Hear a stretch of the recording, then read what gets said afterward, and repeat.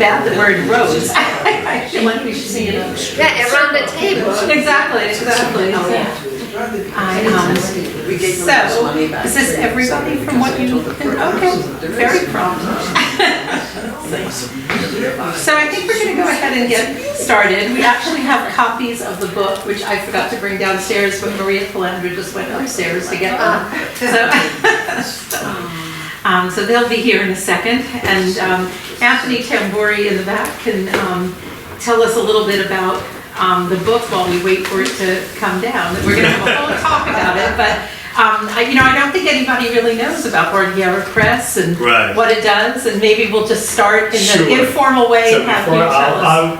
I don't usually come up to the front of the room when it's not my show. And I will this time, only because we're partners in crime here, because the book. So Bordighera Press was part of a 501c3 that called Bordighera Incorporated, that Paolo Giordano and Fred Gardafe, you don't know these names, but that's okay, founded in 1989-90. And we've existed as an independent press for 34 years, and only a couple of months ago, we handed over the press to the John D. Calandra Italian American Institute, which is part of Queens College, which is part of the City University of New York. So we can now say that Bordighera Press is an academic press, among other things. And that's good for the academics. It's the same for Maria Teresa. So this book was born chatting, whatever, and when I read the attack, I thought, wow, this thing, our two friends, Maria and Lisa, will talk about it, but this book is a wealth of information and important information about Rome in America, Rome in the United States, that nobody knows, very few people know. And so I just thought, wow, you got to publish it. And so I suggested that they go here, there, whatever, and to use us as a sort of safety press. And instead, a week later, Maria Teresa said, we'll do it with you. And so we sat down and we created the English translation together. So there is no official translator. It's, as they say, as we say in Italian, a quattro mani. It's a translation a quattro mani. So it's wonderful, and just the idea that we could bring this is such an icon.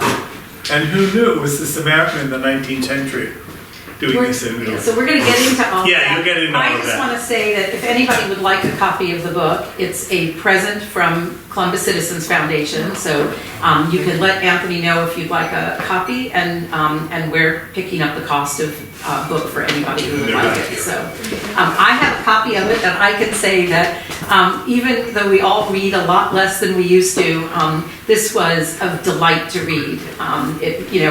And I will say that it speaks to all my passions, which is why I'm thrilled that Maria Teresa Cometto is with us this evening, because I know we're going to talk about Emma Stebbins, but I hope we're going to have a wide-ranging conversation, because one of the reasons I was so excited to meet you, I guess I had met you once before. You'd been introduced to me as a journalist, and that was it at an event. And then I learned that is the worst way to introduce you, because you are, really a chronicler of a lot of things having to do with the intersection of Italian and American culture, as well as having been a journalist. And I hope you're also going to talk about the project you did with your husband about America. So even though we lured you in with Emma Stebbins, I think we're going to talk about a few things. And before I turn it over to you, I want to pick up one thing that Anthony said, which is this intersection between America and the United States is something that I had thought about in my previous jobs in terms of what Italian culture has meant broadly across the globe, across the centuries. And I had worked on some interesting projects when I was at World Monuments Fund, where, for instance, the only non-Chinese works of art in the Forbidden City are works of art that are in an area called the Studio of Exhaustion for Retirement, which is where the Qianlong Emperor took a part of the Forbidden City when he retired and turned it over into really his perfect fantasy of spending his retirement reading, writing poetry, but he was fascinated by the rest of the world, and he befriended 3 Jesuit Italian priests. One of them was Castiglione, who was also a painter, and so one of the most famous portraits of the emperor is actually a Castiglione portrait from the 18th century. And Castiglione became part of the emperor's inner circle, and so one of the buildings that's in this area that the Qianlong emperor set up as his retirement garden is a whole building that was decorated by these Italian priests. And so, you understand how important Italian art has been in other places, and Catherine the Great's palaces were all by Rastrelli. So in Russia, you've got this flourishing of Italian art and architecture.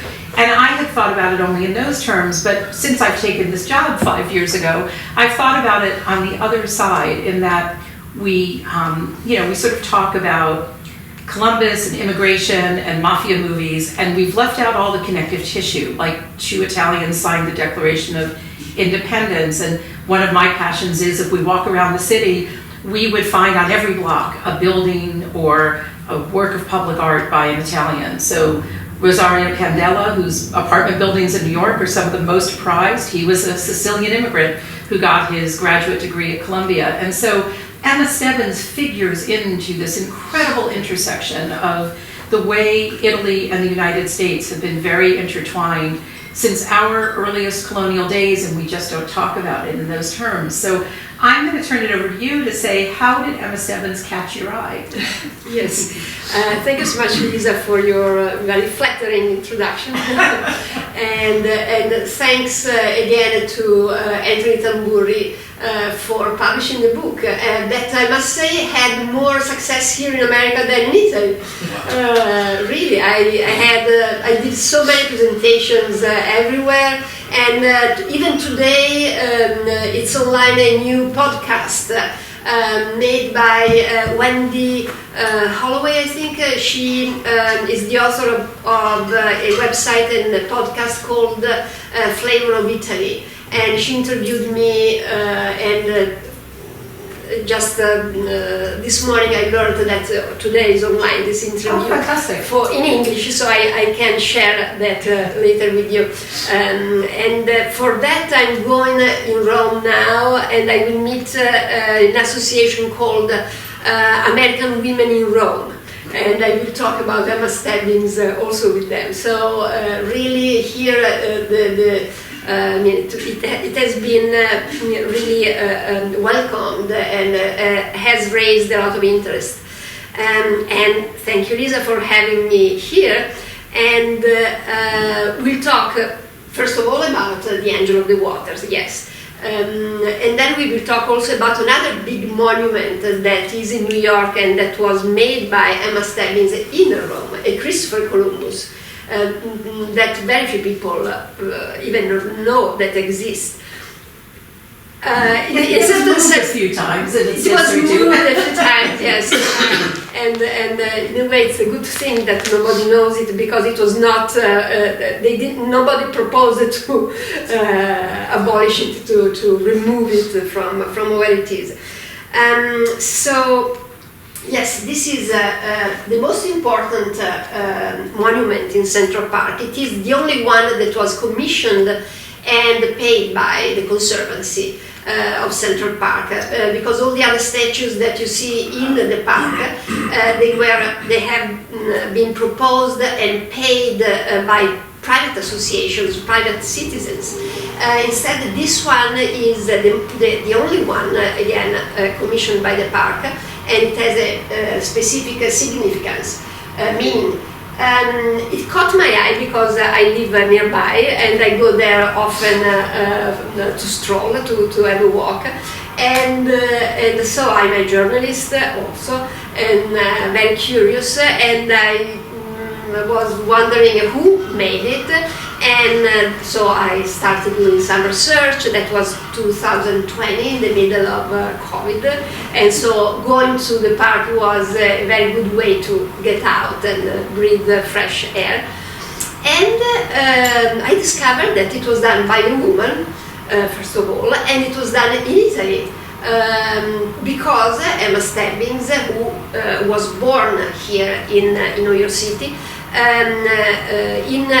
she was born in 1815, She moved to Italy, to Rome, in 1856, and she stayed there for 14 years until 1870, and it was there that she made all her statues, including, and I will give you a little preview of, okay, this is the Christopher Columbus in front of the Supreme Court in Brooklyn. It's very tall, it's marble, it's made in marble, and it was done even more or less the same years. The title of the presentation calls Emma Stebbins an italic. It's a term that was coined by Piero Bassetti, former president of the Regione Lombardia in Italy, a really great thinker, and he calls italics everybody who loves Italy, culture, language. So Emma Stebbins was a perfect example almost 200 years ago. And there are so many italici in America with Glauco in our trips that we may mention later. We met so many of them. So it's a huge community in the world of people. Some of them the families have some Italian connection, but a lot of people just love Italy, go to Italy or eat Italian. We understand that. Yes. So, I want to give you a chance to catch your breath and also say, Rome, at the beginning of the 19th century when Emma Stebbins arrived, was still a little bit of a small town that, if you look at very old, even photographs from the 1870s, 1880s, it can look a little bit like a cow pasture. Rome was not really the center of Italian life pre-unification, because all the city-states had their own, nucleus, and Rome was obviously where the papacy was, but after unification, and there's a real attempt to make Italy a capital city, it also coincides with this great flourishing of the Grand Tour, and everybody comes through Rome on the Grand Tour, but there begins to be a real Anglo-American artistic colony in Rome in the mid to late 19th century as well. Byron, Shelley, all of these luminaries have a certain time there. So what drew Emma there? I mean, she would have been aware of this. She came from a, sophisticated family here in New York that was politically and socially connected. So she would have understood where she was going.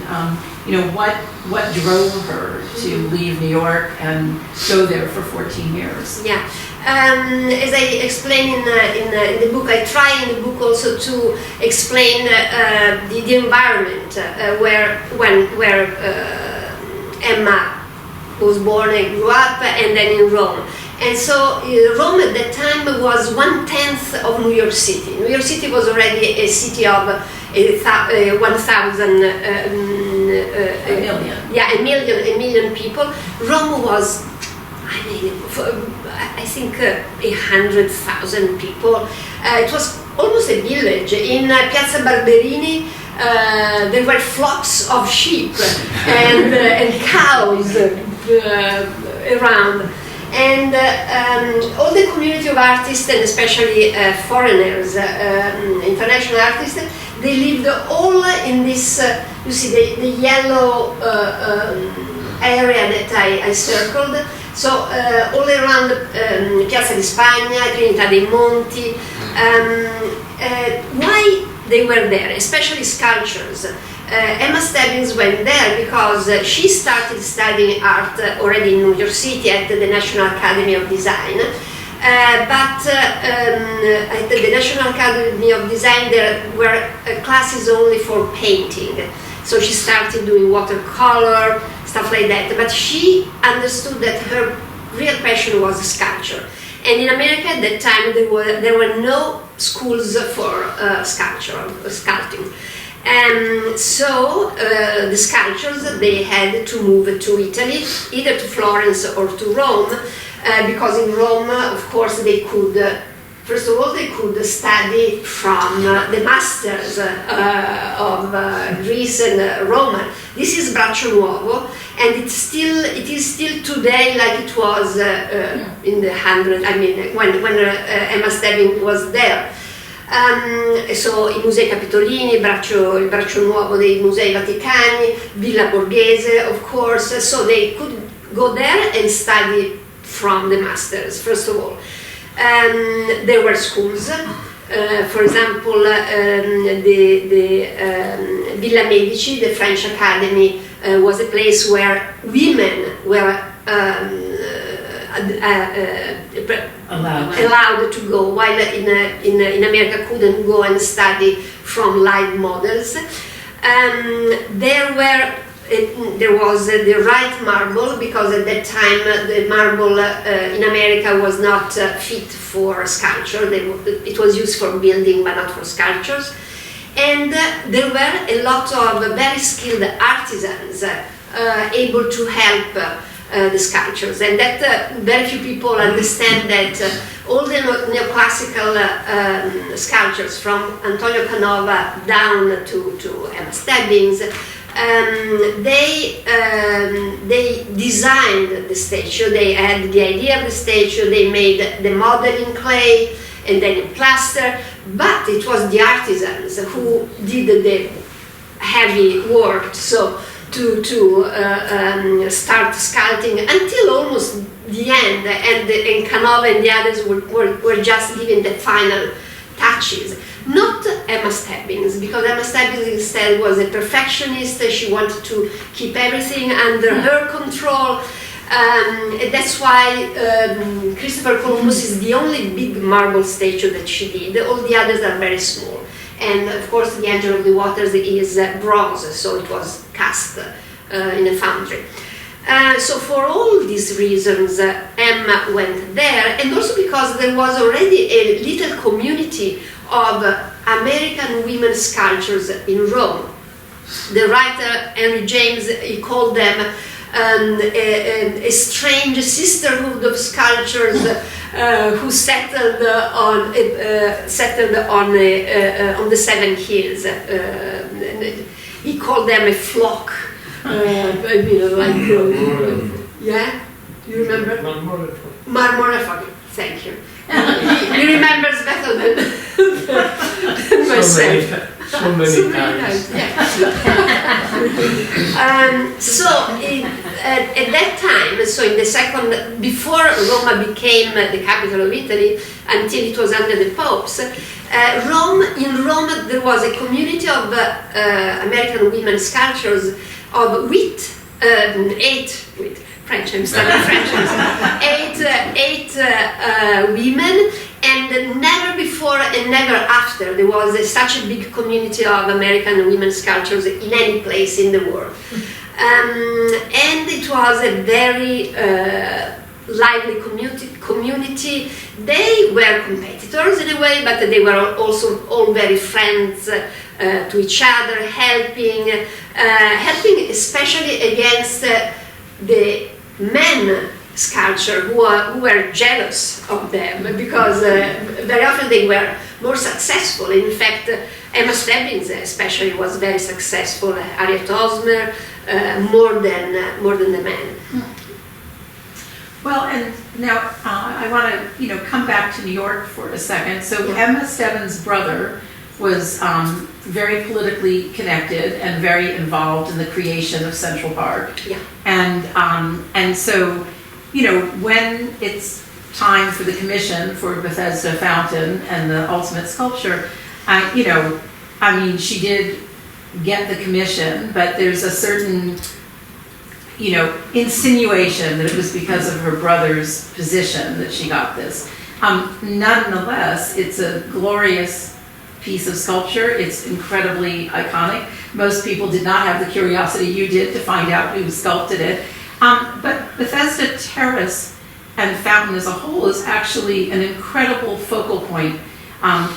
The little passageway that you walk through to get to the tunnel, that's a Minton tile ceiling from England, which was, the height of sophistication at the time.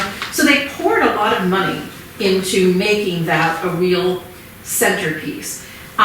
So it is, to a certain extent, an incredible credit to her talent that she did get this commission, because you have to imagine that not only was there the accusation of nepotism, but it probably was not going over well that a woman was getting this big public commission in that era. And she becomes the first woman to get a public art commission in New York City.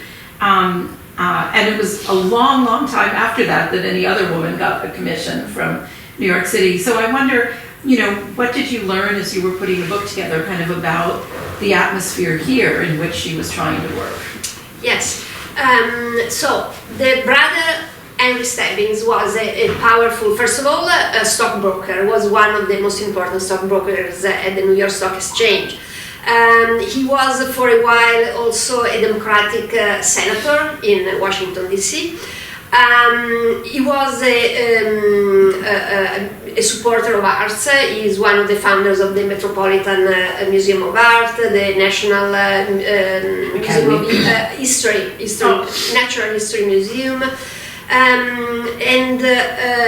but everybody really, I read a lot of articles, everybody praised him for being a very good also civil servant. And in fact, he was the leader of the commission against the corruption of the Tweed, the Tammany Hall, exactly. So, yes, maybe there was nepotism because he was one of the commissioners of Central Park on one hand, but on the other hand, Emma Stebbins was already very famous as a sculptor when she got the commission. I'm showing here a reproduction of her first statue, the Lotus Eater, which is after, of course, the Lotus Eater of the Odyssea. And she was also a pioneer in many ways. So this was the first time that a woman sculpture would portray a naked male, this is a naked boy, there are just a few leaves covering him. These are the two very important statues, and she was a pioneer because she was the first neoclassical sculpture to portray two workers in their normal, everyday outfit, yes. One is the miner, the other is the sailor, and they were commissioned by a rich merchant here, and this is a scoop for you. They are in a small, beautiful museum in a Hampton village in Long Island, the Escher Museum. Escher was the merchant who commissioned the two statues, and also thanks to the revival of the interest in Emma Stebbins, they have decided to organize the first ever exhibition with all works by Emma Stebbins. Wow, that's fantastic. Yes, thank you. And it will open in 1 year. So in September 2025, please, let's go and visit the Escher Museum, because there will be the first ever exhibition about it, and they asked me to give tours and lectures. Fantastic. So I'm very proud, very happy about that. So the Lotus Eater, the two miner and the sailor, and this bust of Charlotte Cushman were shown in a gallery here in New York City in 1861. So 5 years after she moved to Rome, it was a great success. I read the reviews on the newspapers. She was praised like one of the best American sculptors, not women, just in all sculptures in the world. And she got the commission 2 years later, in 1863. By the way, the brother at the time was in Washington D.C. as a senator, so he was not in the commission. By coincidence, I don't know. So she got the commission, but they didn't tell her what to do with the fountain. In fact, the first draft of the fountain, this one, I guess, yes, that was on the cover of the annual report of the commissionaries of the commission of Central Park. You see, there is a fountain, but there is no angel on it. So the only input that Emma received was that the fountain had to celebrate the arrival of the first aqueduct to New York City, because incredibly, in New York City there was no fresh water, no water drinkable until 1840, when the first aqueduct arrived from upstate in New York. Until then, people had to use wells that were very polluted, so thousands of people die of cholera, especially of cholera and other terrible diseases. Yeah. That's amazing for people knowing Rome with aqueducts from the Romans. And so Emma had only that input, and that, of course, this was the heart of Central Park. And I think that she was inspired in Rome by all the angels that you can see in Rome. But you have to think, for example, Castel Sant'Angelo, the bridge to Castel Sant'Angelo, there are 10 statues of angels only there. But they are almost all of them, they are warriors with swords, they are fighting a dragon, fighting a devil, while the angel of Emma Stebbins is a peaceful, very peaceful, where is it? Very peaceful angel, and she explains in the program of the inauguration that happened 10 years after she got the commission for several reasons I can explain later. She explains that the angel was inspired by a passage of the Gospel of Luca. John's Gospel. So the reference is to the Pool of Bethesda in Jerusalem. And the legend said that around the Pool of Bethesda all kind of sick people, crippled, blind, deaf, would gather, and they were waiting for an angel that every now and then, nobody knew when, would go down, stir the waters, and the first person jumping into the water would be healed.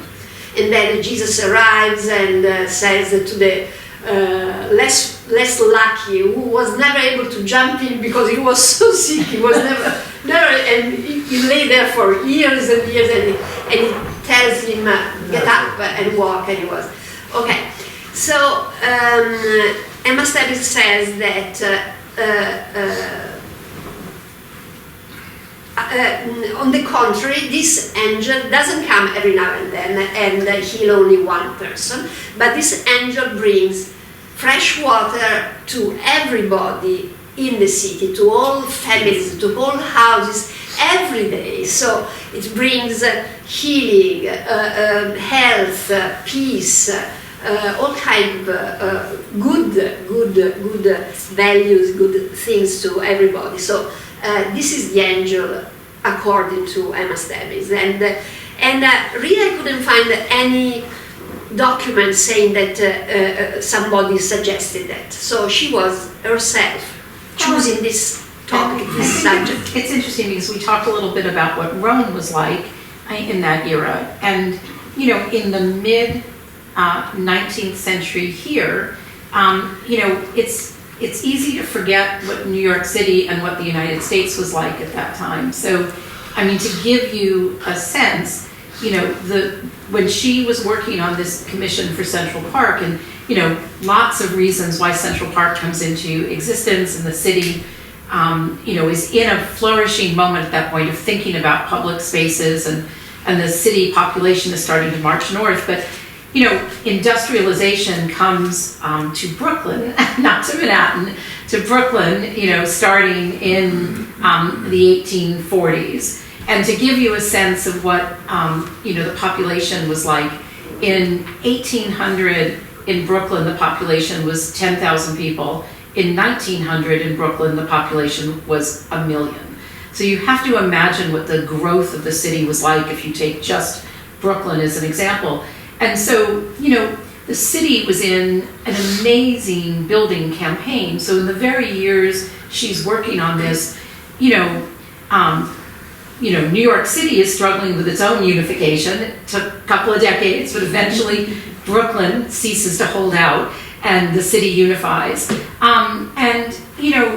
We already were beginning to think about opera houses and museums and, the trappings of what we saw as showing ourselves to be a sophisticated place. So she's coming in at a moment where she was probably amongst the most sophisticated artists of that era, because she had spent this time abroad, she'd studied formally.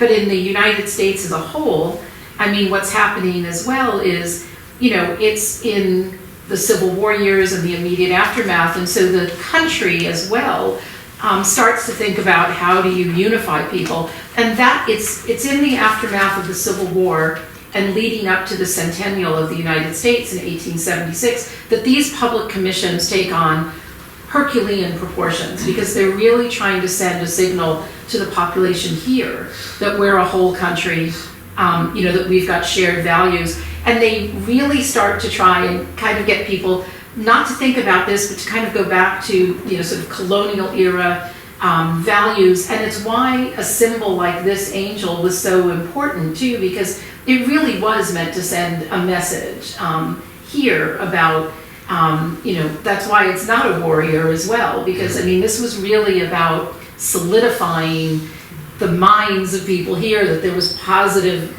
movement here in the United States. So she really lives at a very pivotal moment and takes on this commission at a moment where it really matters to people what's going to be in Central Park. Yes. And somebody asked me how come that the whole project of Central Park went on with all the expenses during the Civil War, because it's in the 1863 is in the middle of the Civil War, and what I learned is that the city went on and the park went on building and commissioning the stage and everything, because it was also a way to show that the northern states, and especially New York City, was a cultural center, opposed to the southern that was supposed, to think only about their possession. And so it was a way also to be proud of being a center of culture and art and that thing, yeah. Well, so she went on to create something that's one of the most iconic images associated with New York City, and a very beloved icon of the city. And yet she's so little known, but you're helping to put her back on the map, and now we know there's an exhibition coming. Yeah. So that's great. Do you want to pivot and talk a little bit about the Columbus statue? Oh, yes. The Columbus statue, and I will go back there. Okay, a closer look at it. So it was created by her between 63 and 64, so while she was also working on the engine, and it was commissioned by Marshall Owen Roberts. Do you remember who he was? He was a merchant, he was a patron of the arts. I read that he had a mansion here on Fifth Avenue full of paintings and sculptures. Was very wealthy. What I learned is that, today we celebrate Christopher Columbus as a symbol of the pride of being Italian. But Christopher Columbus was celebrated by the Americans much earlier. I mean, the Columbus Day was created as a national holiday in 1892. 92 as also a kind of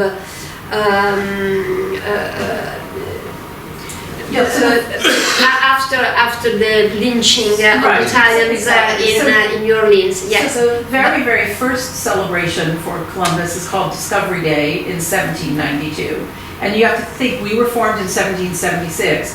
You don't want British history anymore as your history, so you need to invent new symbols. Yeah. And so, you know, Columbus is an easy person, so in 1792 they have this big celebration.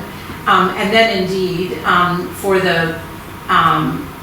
for what would have been the 300th anniversary, you've got the Chicago World's Fair and all the, you know, years of planning. I should say too that in the Centennial Exhibition in Philadelphia, the big opening ceremony is the presentation by the Italian government of a statue of Columbus for Fairmount Park. It now sits in Marconi Park. It got moved in the 1970s. But for 100 years, it was in Fairmount Park in Philadelphia as a commemoration of the Centennial Exhibition. So Columbus is trotted out then, having nothing to do with Italians, everything to do with this symbol of, you know, kind of the fortitude of America, and and celebrating his heroic feats. It was celebrated as the typical American hero who says, without knowing exactly where he was going, so very brave, and the underdog that eventually succeeds. So a typical American story in a way. And in fact, let me go and read the exact position. So, the doors of the eastern entrance to the Rotunda in Washington, D.C. are decorated with bronze bas-reliefs recounting key events of Columbus' life. So, the Rotunda in Washington, D.C. And the author was a competitor to Emma Stebbins, Randolph Rogers, so another American sculptor. Americans were fascinated by Christopher Columbus, and that's why this guy commissioned the statue. That had a very unlucky story, because also Christopher Columbus originally was supposed to be settled in Central Park. That was the wish of the commissioner, of the guy who commissioned the statue. But then there were delays, then there was a Central Park without money to get a proper position, so it was it was forgotten for a while in a warehouse. Then it was, an Italian American, I think, he discovered the statue. He recovered it, he did some restoration, and it was settled in Little Italy, Manhattan. But after a while, Little Italy became, in reality, kind of Chinatown. So the square where it was settled was only Chinese people went there, and it was all vandalized with all kind of painting and so on. And then another committee of Italian Americans from Brooklyn decided that it was better to remove it from the Chinatown in Manhattan and to send it to this Camden Square, I think is the name, in front of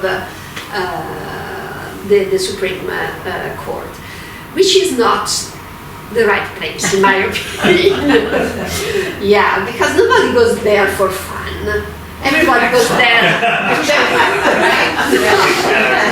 not like it's not a joyous place. It's not a joyous place. Maria Teresa, I have to contradict you because that's the meeting point for my bike group. And they told me, let's meet by the Columbus statue in Brooklyn. I'm like, what? Where? And it's like 2 minutes from my house. So it's really hidden, but it's a meeting place for fun. So you're saying that thanks to the bike group, you know where the Exactly, I had no idea. It's 2 minutes from my apartment. They said, let's meet in Okay, front but of you the don't Columbus. stay there. You don't Right, circle the right. statue. I wait for them because I'm always early because I live right there. But I had no idea. It's very hidden actually. It's not a very like popular spot. It's really hidden. It's not. It's not very visible. It's not very visible. Yeah, but the whole square is not. Esatto. Very, yeah. Esatto. There's a market, a street market. So in my book, I wrote that I hope that it will be moved to a more Italian neighborhood, for example, Bay Ridge, and maybe facing the ocean, maybe facing the waters, because this Christopher Columbus is depicted as the last night before arriving to America. So when the crew is in mutiny, and they gave Christopher Columbus one more day to find something. And so he's thinking, you know, shall I make it, will they throw me into the ocean maybe? He's very thoughtful and, you know, and it is inspired by a poem by Tennyson, right? An American poet who wrote a very long poem about this and about the last night of Christopher Columbus. And Christopher Columbus was very meaningful for Emma Stebbins and for her companion, the American actress Charlotte Cushman, so much that while Charlotte Cushman was dying, that's the reason they moved away from Rome in 1970. Charlotte asked Emma to read the poem to her. Yes, and Emma Stebbins wrote that in the biography of Charlotte Cushman, and Charlotte knew by heart the poem, and especially the last word. Endurance is the crowning quality, and patience all the passion of great hearts. So she wanted Emma Stebbins to read these lines for her. So it was very meaningful for them. Well, you know, she's a fascinating person, and it's great to have her resurrected for us all, because, you know, their history is filled, unfortunately, with people whose names we forget, and you know, people who don't get their due for one reason or another. Did she do any other important commissions that we might not know about? Yeah, I forgot to put it here, but another public piece of art very important is the bronze statue of Horace Mann, the father of the public school system in America. And this bronze statue is in front of the Capitol in Boston. So it's the most important statue of the gardens around the state capital of Massachusetts over there. And it was commissioned after Horace Mann died, and Charlotte Cushman was from Boston, and she was friends with the sister of Horace Mann and her friends. And there were problems, of course, as usual, about raising funds for the statue. And Charlotte Cushman said, I will perform on theaters, raising money, and Emma Stebbins will make the statue so that women will raise a statue for Horace Mann. And it happened like that. So Horace Mann is a very important statue in Boston. And here in New York, there are other two small things that she did and that you can go and see. One is the bust of another brother of hers, John Wilson Stebbins, on the left. He was as well a stockbroker in New York City, but he was also one of the founders of the first public library in the city. The Merchant Library was called. it was created around 1820, and it was created by the merchants who wanted to educate the clerks, the people working for them, and maybe inspire them to become merchants themselves. So they built this library. And now it has, during the years it was transformed in something that now it's called Center for Fiction, and it is in Brooklyn. And in one of the reading rooms they have the bust. And the other is Samuel, a small statue. That is in a storage in the Brooklyn Museum of Art, and I hope that they will take it out. Maybe the exhibition next year will inspire them. Yeah, so you can see it because strangely enough the storage is open, so on the 5th floor of the museum you can go there and watch it. And if you notice, the model is the same of the 4 putti under the Angel of the Water. Under the Angel of the Water there are 4 small statues. They represent peace, health, charity. I think it's charity. No, not charity. Temperance and another thing I don't remember. And the model was a nephew of Emma Stebbins, the son of a sister who moved to Rome as well, and Caroline was the name, and she married an English painter, and she stayed there, and she had 2 children there, and this one was the closest to Emma Stebbins, who didn't have children, and so she was very, very close to her nephews. Yeah. So yes.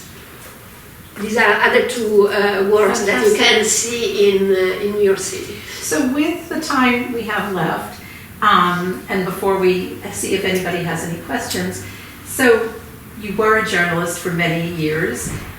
You've written this book. You've been involved in a number of cultural initiatives, and then. I guess last year you gave a talk at the Italian Cultural Institute about traveling through the United States, and you've now lived in the United States a couple of decades, right? Yeah, 24 years. See, so and so you still have the perspective of somebody who sees it through different eyes than those of us who were born here. So what inspired you to go on the road and start talking about the chronicles of America from you and your husband's point of view? We are, first of all, journalists and curious, and we love traveling, and during these 24 years we have visited a lot of American states, of course the most visited by tourists, so from Florida, but also Alaska, and the Hawaii, and of course California. So the usual places, and 3 years ago, yes, 2021, we realized that we hadn't done yet the coast-to-coast trip, that it is something that you have to do, like the marathon. We ran 2 marathons in New York City almost 20 years ago. And so it's something that we felt we had to do. But we thought that we wanted to visit places that usually people don't go to. North Dakota, Minnesota, and stuff like that. And so we and so for the first trip I thought that we would follow the pioneers Oregon Trail, so from New York to Oregon. And instead for the second trip last year, going through the southern states, so again to Mississippi, Alabama, places like that, Arkansas, or how we pronounce it, Arkansas, yes. I could never pronounce it right. Arkansas, Oklahoma. Who would go to Oklahoma or Arkansas? And instead, for the second trip, we were inspired by Olmsted trip to the southern states. Olmsted, who is the landscape architect of Central Park. Before becoming an architect, he was a journalist for the New York Times. And before the Civil War, he did this trip from New York to down to Savannah, like we did, and then cross into Texas to study the economy of slavery. So he wanted to understand how the plantation worked,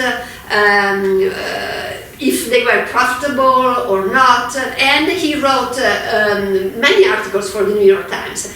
And his theory, and he verified that, was that actually the plantation, yes, they made a lot of money because the slaves were slaves, but they were not really efficient, they were not really profitable.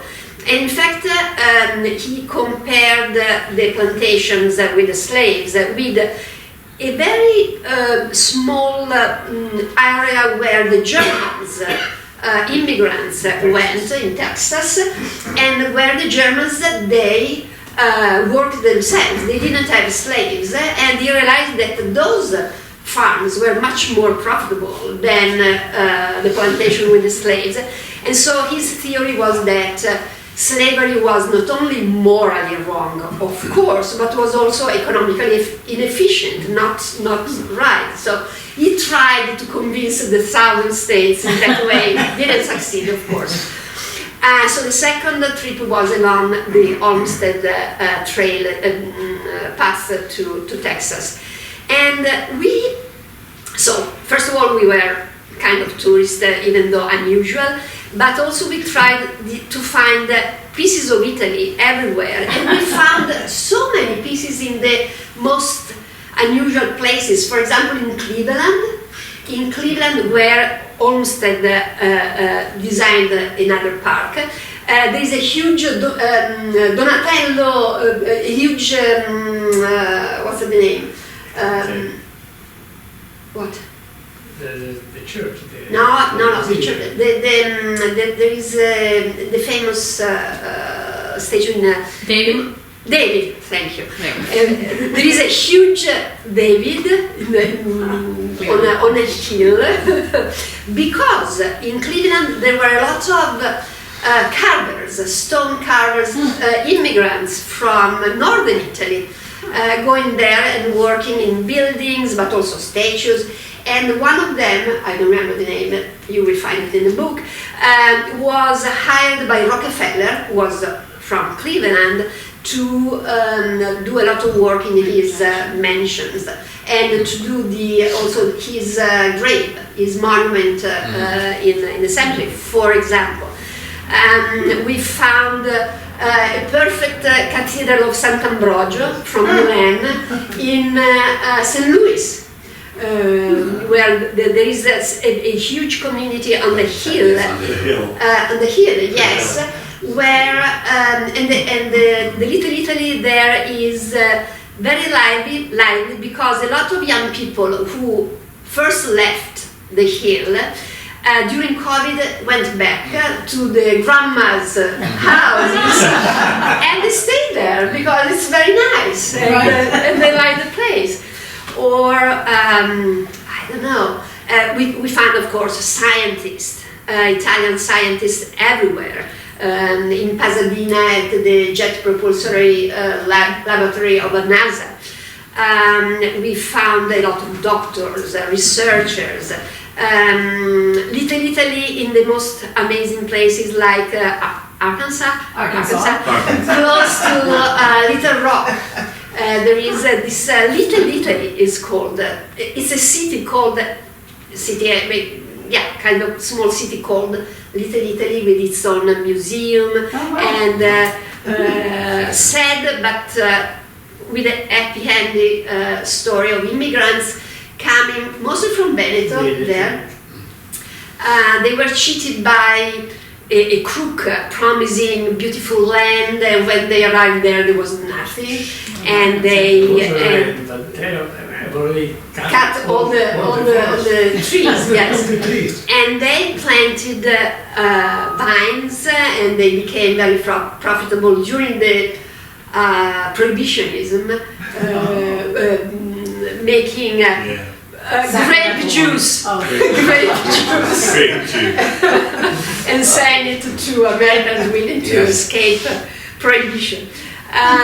So we found so many pieces of Italy, Italian Americans, and that was very nice. And everywhere when somebody listened to, heard us speaking Italian, they would try to talk with us, and we found the most. We had the most amazing encounters. For example, in Minnesota, right? In Minnesota, on Lake Bemidji. It's not us. It's yours. No, it's mine. I'm sorry. Okay. It's yours. A guy. So we were in front of this lake under two gigantic statues. You know better than me.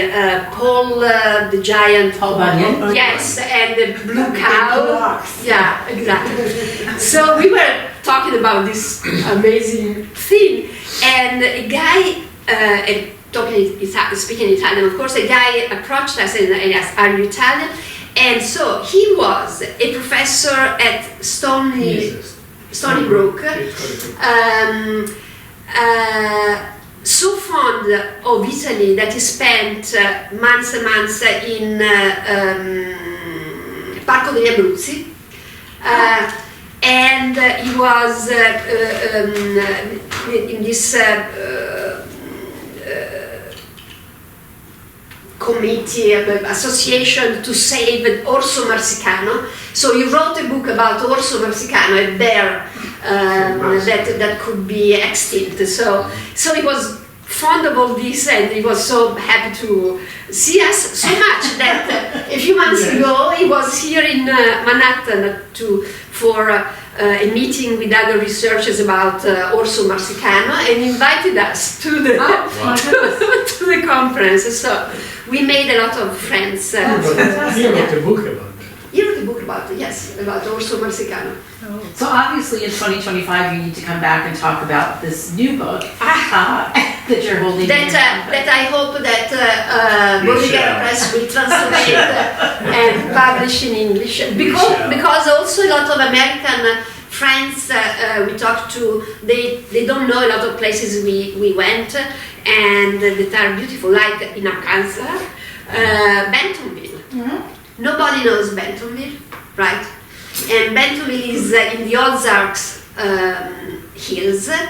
It's the capital of Walmart. So one would think, Walmart, I mean.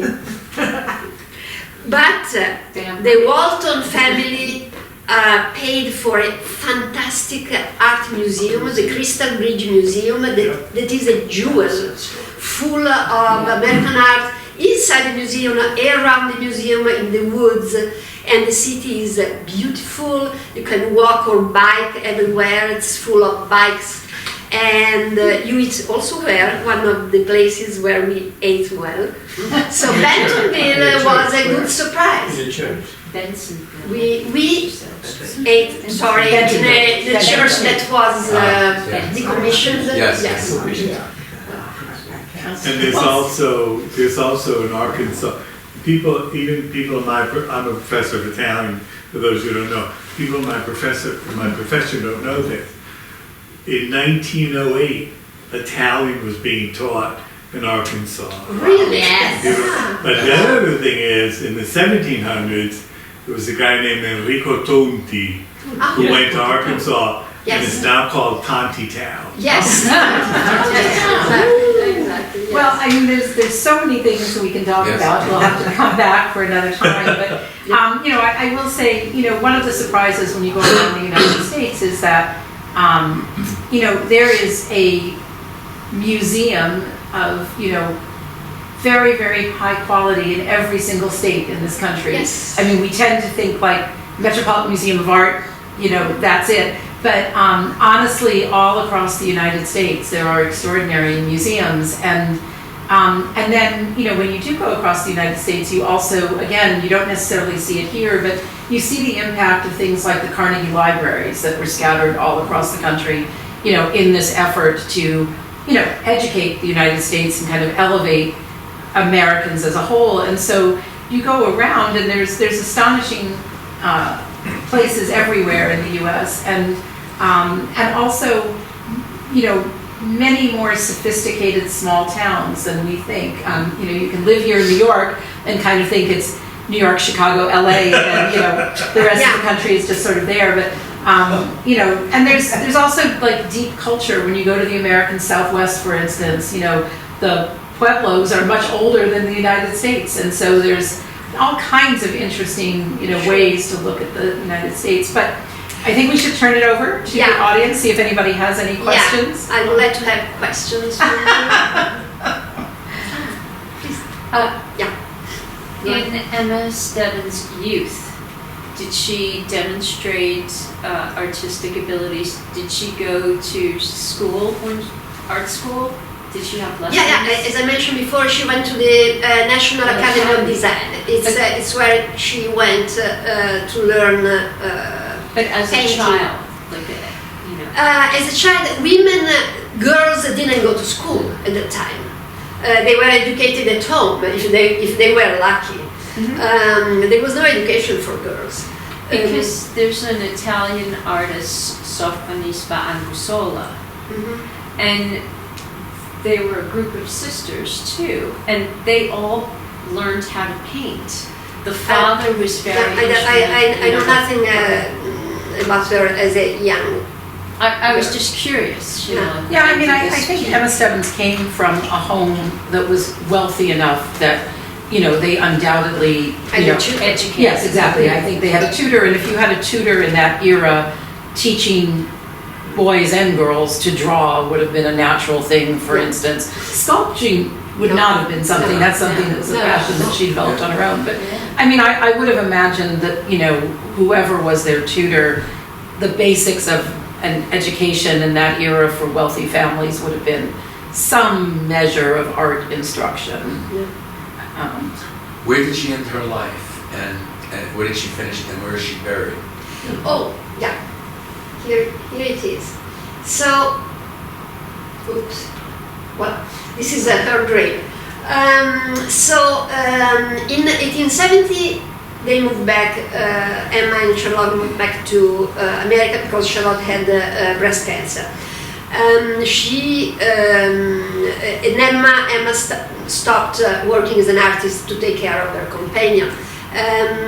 Charlotte died in 76, I think, and Emma survived a few years, but she was very sick because, as I said earlier, she worked herself on the marble and she nailed a lot of marble dust, so she had a lung disease.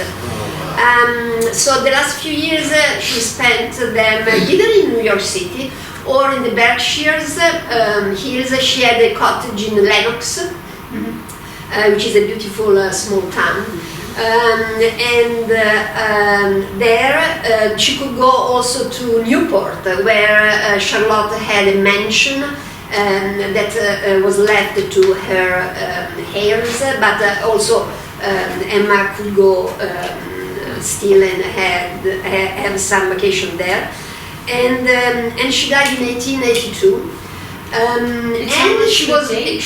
It's October 20, is it 24? 28. 28. 22. 1882. Today. She was. No, but my point is that today is October 24. Yes, yes, today. Yeah. Happy birthday. 24. That's ironic. Is it 24 today? No, 20 No, days. it's 26. 2 days. So in 2 days, it's her anniversary. Okay, yes. So she's buried at the Greenwood Greenwood Cemetery, historical Greenwood Cemetery, which is beautiful. I don't know if you ever went there. It was built before Central Park, and it is as beautiful as Central Park, actually, with lakes, hills. Yes, and from some of the hills you can actually see New York Harbor. It's quite Yes, dramatic. yes, so. it is dramatic. You can see the harbor, you can see the Statue of Liberty from there. And she, all her life, was very reserved, very shy. It was Charlotte who was the marketing force of the couple. And so also the grave is very low profile, it's very small. I don't know if you can guess from that. It is very, very small. There is not written that she was an artist. The only phrase is, and I'm going to read it, Emma Stebbins, the beloved sister and faithful friend. So probably it was her sister Mary Garland who did that. But under everything, the last two lines are another reference to the Bible. It is love is the fulfilling of the law, and it is taken from a letter to the Romans by St. Peter. Yeah, St. Paul. Sorry, okay, yes, St. Paul. You know better. So in the letter it says, "Love your neighbor as yourself. Love does no wrong to its neighbor. Therefore, love is the fulfillment of the law." And I think it's very meaningful that she chose to have this sentence on her grave. Fantastic. Yeah. Love is love, and doesn't make any harm. Great. Well, if anybody would like The the flag book, is there because, why? Oh yes, because it's one stop of the tour of gay residents of the cemetery. At least twice a year there is a professor from Columbia who gives a tour of the cemetery visiting. And so we found the grave actually just because of the flag, because the cemetery is huge. I knew more or less what it was, but it was not easy to find it. I think Mondrian is buried. Piet. Mondrian is buried here? In Greenwood, yeah, because he immigrated to the States. I had no idea. I mean, I knew he came here because there works in MoMA from when he lived here, but I had no idea he was buried here. So if anybody would like a copy of the book, Ilaria will. And if you insist, I can sign it. Just Thank you so much. keep count so we know what we owe Anthony at the end. Thank you. Awesome. Thank you. Thank you.